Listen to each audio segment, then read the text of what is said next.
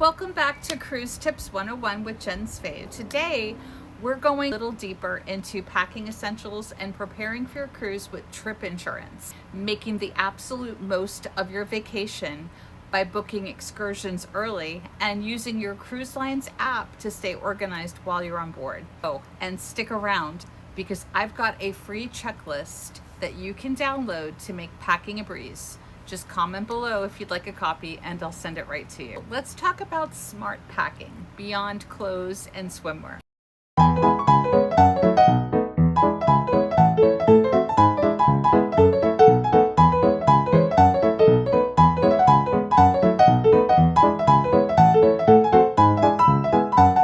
Here's what you really don't want to forget. Medications, all of them, even the just in case ones, pain relief, motion sickness, antacids. You do not want to overpay on board. Magnetic hooks. Cabins have metal walls, and these are a game changer for keeping your space organized. Power strips, non-surge protected. As I stated before, there are very limited outlets, and most of us have a lot of different devices that they'd like to charge. So definitely bring those non-surge protected. Those are the rules.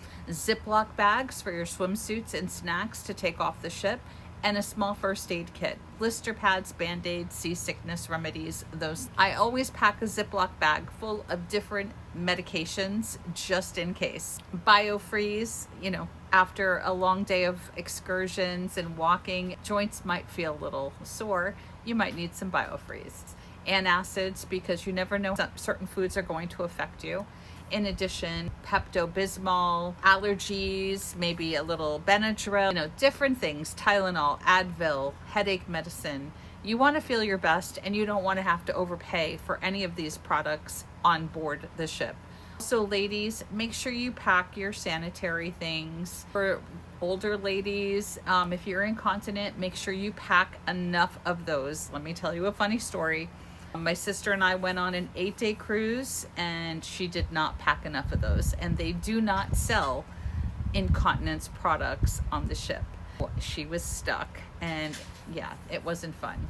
I won't go into details, but it wasn't fun.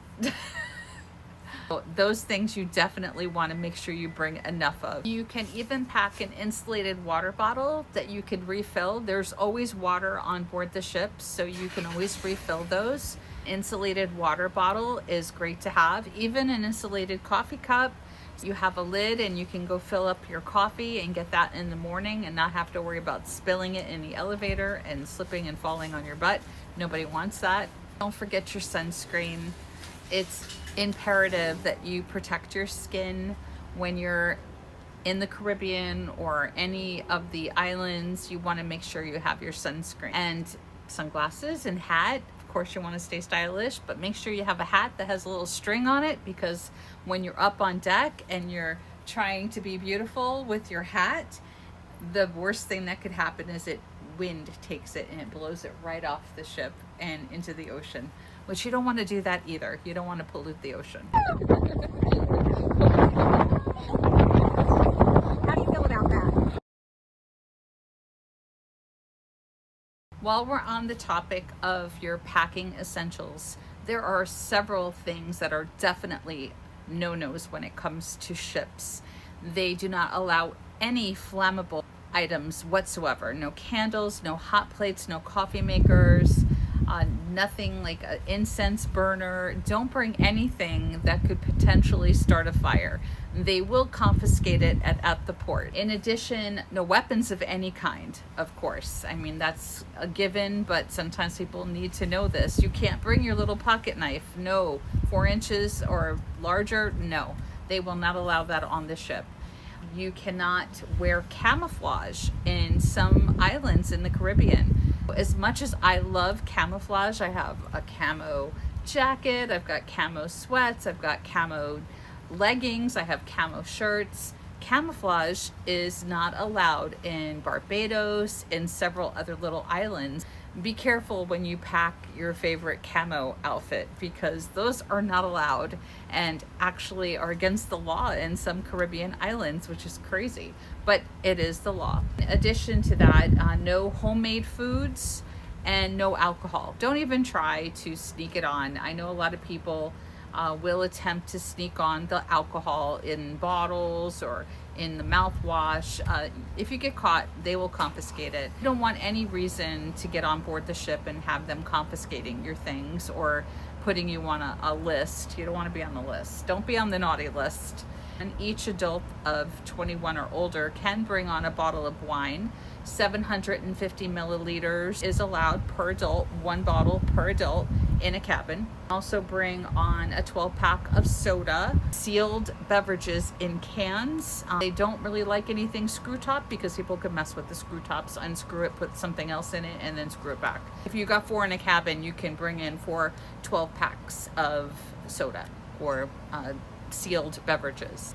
If you're ever unsure if it's allowed on the ship, every cruise line has a list of prohibited items on their website. You can always scroll through the list just to confirm if it's something that you can. But if there's ever a doubt, it's probably not allowed. And skip the drama. Don't bring that stuff on board the ship. You don't want them to confiscate it. You don't want to potentially not get it back. Drones. Also, don't bring your drone unless you have some kind of pre-approval, because they won't let you fly the drone on the ship. My husband has like 4 drones. He doesn't bring those. Let's talk about trip insurance. I know a lot of people think, I won't need it. And hopefully you don't need it. But what if you did need it and you didn't have it? It's very nominal amount of money. It could be anywhere from like $50 to like maybe $70 per passenger. For that, you get covered for your medical expenses, which sometimes are not covered, especially on board the ship. Any visits to the medical facility are not generally covered by your insurance. This way you don't have to worry about yourself when it comes to getting sick on board the ship, or if God forbid you had to be airlifted off the ship. Do you know how much an airlift off the ship is going to cost? And your insurance is not going to cover that. That could be like $20,000, $30,000, and you don't want to have to deal with that. Also, it covers more than just getting sick or injured on the ship. What if you are flying into your destination to take the cruise and your flight's delayed and you miss the ship? Your trip insurance will cover your interruptions. For a hotel, it will help with getting you to the next destination if it's a location where the ship can pick you up, you to the next port of call where they'll keep you in a hotel, feed you, and then get you back on. So that right there is worth it, especially if you're flying in from another location and you miss the cruise because of delays with flights. If your luggage gets lost and you get on board the ship and now you've got no luggage, you are going to need new clothes and new essentials, and all of that's going to be on board the ship, and that's super expensive, and your trip insurance will cover that too. There's a lot of things it will cover, and for the $50 or $70 that you would pay for your total peace of mind is definitely worth it. Consider getting trip insurance to save yourself a lot of hassles. Let's talk about excursions. I love shopping for my excursions. Don't wait until you get on board the ship to go to the excursion desk and wait in the line and then find out the one that you really wanted is sold out. You booked your vacation maybe 6 months, maybe a year in advance. You can start looking at the excursions on the ship website. You can start planning your trip, things that you want to do.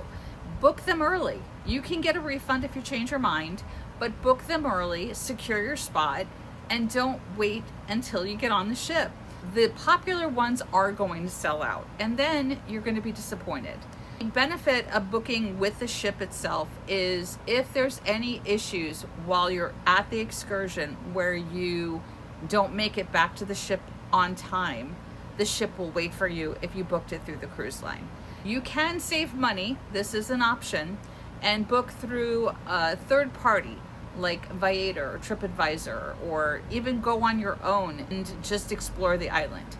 Just make sure you get back to that ship on time, because it will sail off without you. They will not wait if you are late.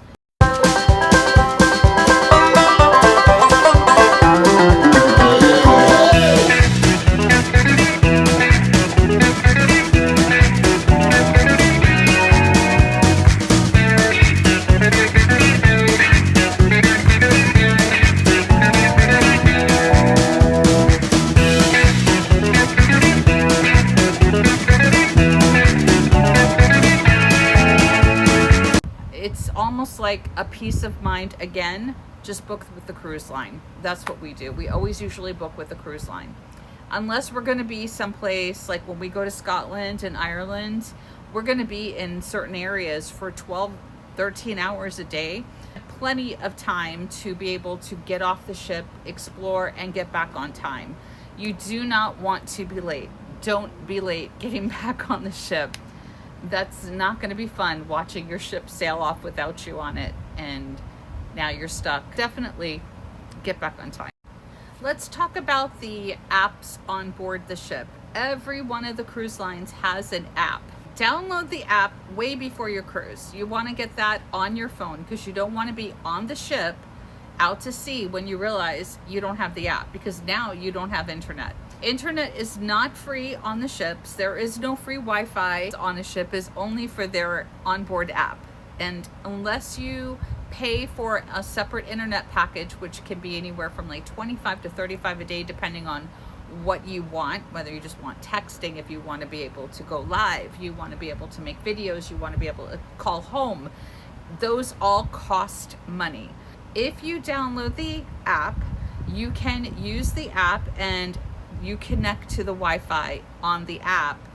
That will allow you to use their app so you can plan out your days. You can see the itinerary, you can book specialty dining, you can book a massage, you can do all of that on the app. There's also a chat option with the app, which is extra, like $5 a day, where you can connect to the people that are in your group. You can chat with them on the app, which each have to pay the $5, so, or whatever the amount is. It's a small amount, but it's something that you might want if you have a large group and you're trying to coordinate and stay together. Get that app on your phone before you set sail and connect to it. You'll be turning your phone on airplane mode and connecting to the app. And once you're on the app, then you can view the menus for all the restaurants. You can look at all of the different events that are going on each day. You can look at all of the days that you're going to be on the cruise, so you can plan accordingly. And there's a little way to put the hearts, which will show the ones that you just chose that you really like. That way anybody that's connected to you can see, oh, Jen wants to go see the comedy show, so anybody in my group will see that I want to see the comedy show. If they want to too, they can heart it as well, and we can all go together. It's something that's really beneficial. Download the app and get that on your phone before the cruise. Well, that wraps up part 3 of my Cruise Tips 101. Remember, drop a comment below if you want my free packing checklist, and don't forget to subscribe so you never miss the next cruise tip video. Next up, we're going to be talking about the hidden costs on cruises and how to avoid them, because nobody likes a surprise bill at the end of their vacation. See you in the next video. Happy cruising, guys. And you probably don't even have half the things that you need while you're stuck in this new land. So make packing a breeze. Just right on over to you. I'm here for the cruise tips.